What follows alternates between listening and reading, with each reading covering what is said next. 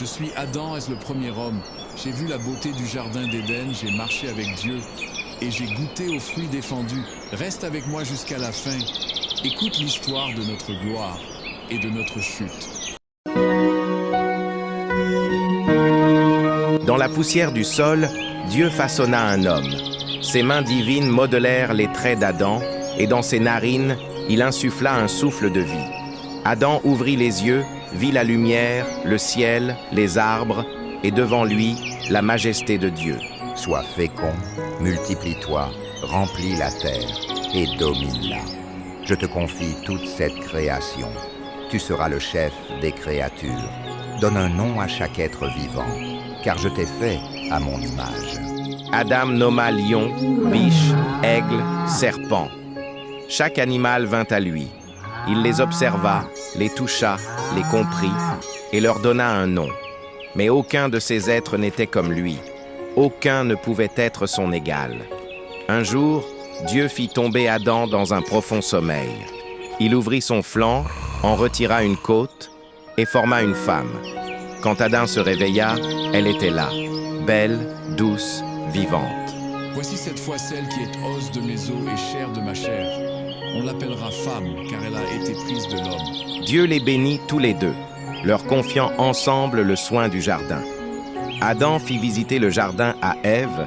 Ici tu trouveras les poissons les plus beaux. Viens, je te montrerai celui de la mer. Lui, c'est dauphin, il vit dans la mer ici. Lui, c'est lion, mon animal de compagnie que j'aime le plus. Il est mignon.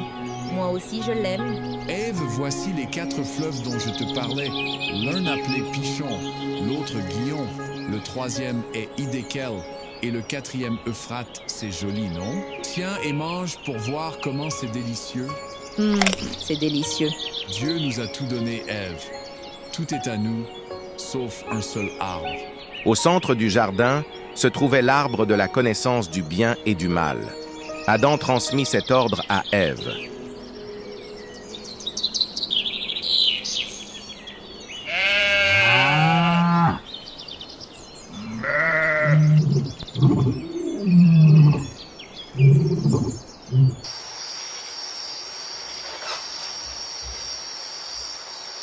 Voici donc ces créatures faites de poussière. Et pourtant, vois la gloire qu'ils portent. Une lumière les entoure, comme jadis elle m'entourait, au milieu des pierres étincelantes du trône. Comment est-ce possible? À lui, ce fils de la terre, il a été donné autorité sur toute la création. Et elle, tirée de lui, partage sa gloire et marche à ses côtés. J'étais le chérubin noir, le plus resplendissant. Je marchais parmi les flammes saintes. Et maintenant, c'est à eux qu'il parle avec tendresse, à eux qu'il confie le jardin. Non, cela ne doit pas rester ainsi. Je les abaisserai, je les entraînerai dans la chute, comme moi je suis tombé. Car si je ne peux revenir à la gloire, personne ne la possédera non plus. Un jour, alors qu'Ève était seule, un serpent s'approcha d'elle. Dieu a-t-il vraiment dit: vous ne mangerez pas de tous les arbres? Nous pouvons manger des fruits, sauf de celui du milieu du jardin. Sinon, nous mourrons. Vous ne mourrez point. Dieu sait que le jour où vous en mangerez, vos yeux s'ouvriront et vous serez comme Dieu. Ève regarda le fruit, beau, tentant, mystérieux.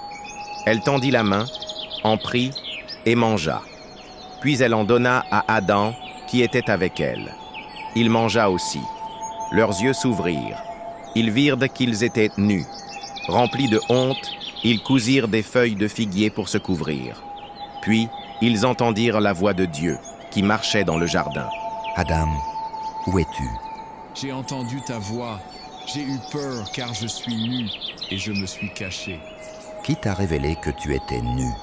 Aurais-tu mangé du fruit dont je t'avais interdit? La femme que tu m'as donnée m'en a donné et j'ai mangé. Le serpent m'a séduite et j'ai mangé. Tu seras maudit parmi tous les animaux. Tu ramperas sur ton ventre et tu mangeras la poussière. Je mettrai une inimitié entre toi et la femme. Elle t'écrasera la tête. Je multiplierai tes douleurs. Tu enfanteras avec peine. Ton désir se portera vers ton mari et il dominera sur toi. Parce que tu as écouté ta femme, le sol sera maudit. Tu travailleras avec peine jusqu'à ce que tu retournes à la poussière. Dieu fit des vêtements de peau pour les couvrir.